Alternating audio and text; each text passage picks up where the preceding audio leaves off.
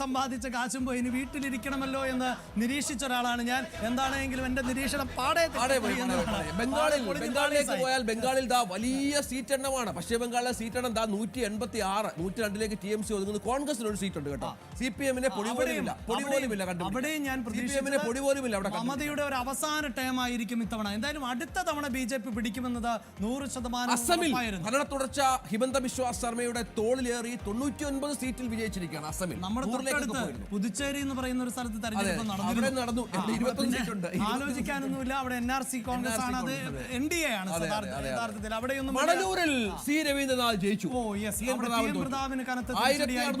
അതായത് ഇപ്പോൾ VS Shivakumar, TN Prathapan എന്നീ രണ്ട് പ്രമുഖർ ഒരുപക്ഷെ നാളെ മാധ്യമങ്ങളുടെ പ്രധാന തലക്കെട്ടുള്ളതായിരിക്കും, പത്രങ്ങളുടെ തലക്കെട്ട്. അതായത് TN പ്രതാപനും തോറ്റ പ്രമുഖരുടെ കൂട്ടത്തിൽ UDF-ൽ TN പ്രതാപനും ഒപ്പം എന്താണ് VS ശിവകുമാർ രണ്ടുപേരും ജയിക്കുമെന്ന് കംഫർട്ടബിൾ വിൻ രണ്ടുപേരും പ്രതീക്ഷിച്ചു.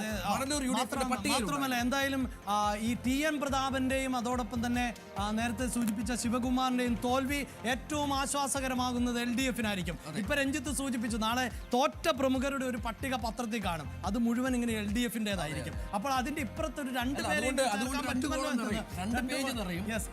മൂന്നാമത്തെ പേജിൽ അവസാനത്തെ സെന്റൻസ് ആയി അല്ലെങ്കിൽ അവസാനത്തെ ഒരു കോളമായി ഒരുപക്ഷെ രണ്ടു ഒപ്പിക്കാം.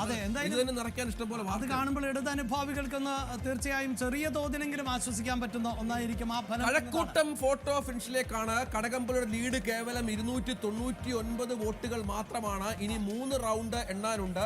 കടകംപള്ളി സുരേന്ദ്രൻ ഇനി 299 വോട്ടുകൾക്ക് മാത്രം മുന്നിലാണ്. 3 റൗണ്ടുകൾ മാത്രം എണ്ണാനുള്ളപ്പോൾ ഈ 3 റൗണ്ടുകൾ ഏത് റൗണ്ടുകളാണ് എന്നുള്ളതിനെ കുറിച്ച് ധാരണ നമുക്ക് വന്നാൽ കൃത്യമായി BJP-യുടെ BJP അനുകൂല റൗണ്ടുകളാണോ എന്നുള്ളത് നമ്മൾ കാത്തിരുന്ന് കാണാം. നമുക്ക് എനിക്ക് തിരുവനന്തപുരം ഇപ്പോൾ ഇത് കോങ്ങാട് KA തുളസി വിജയിച്ചു എന്നതുകൂടിയാണ്. നേരത്തെ സൂചിപ്പിച്ചതുപോലെ ഒരു വീട്ടിലേക്ക് ഒരു MP-യും ഒരു MLA-യും എന്ന നിലയിലേക്കാണ് എത്തുന്നത്. പാലക്കാട് MP ആയിട്ടുള്ള VK ശ്രീകണ്ഠന്റെ ഭാര്യ കൂടിയായിട്ടുള്ള, അങ്ങനെ ഭാര്യ എന്ന് പറഞ്ഞ് വിശേഷിപ്പിക്കാൻ ഞാൻ ആഗ്രഹിക്കുന്നില്ല, കാരണം തുളസി കാലങ്ങളായി കോൺഗ്രസിന്റെ പ്രവർത്തകയാണ്. അതുകൊണ്ട് എങ്കിൽ പോലും